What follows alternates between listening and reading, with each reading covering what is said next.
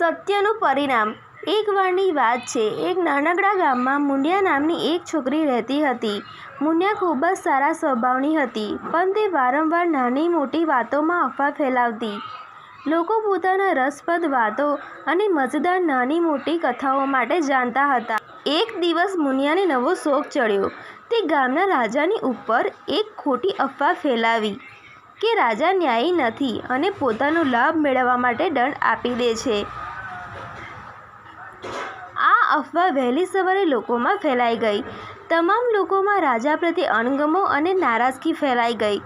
જ્યારે આ વાત રાજાના કાન સુધી પહોંચી, તે સમયે રાજાએ મૂલ્યવાન નિર્ણય કર્યો.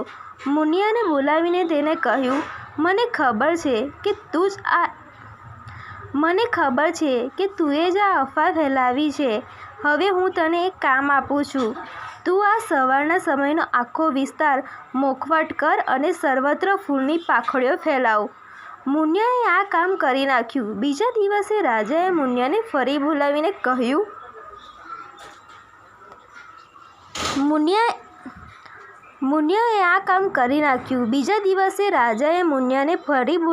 કહ્યું, હવે તું દરેક પાંખડીને પાછી ભેગી કર.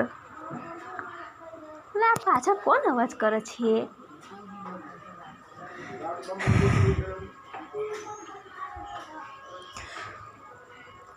મુનિયાએ આ કામ કરી નાખ્યું. બીજે દિવસે રાજાએ મુનિયાને ફરી બોલાવી અને કહ્યું, હવે તું દરેક પાંખડીને પાછી ભેગી કર.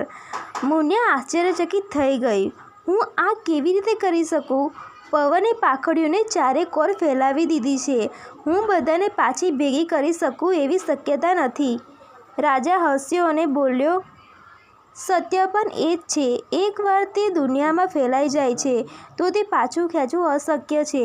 તું જાણતા અજાણતા અફવાઓ ફેલાવતી હતી.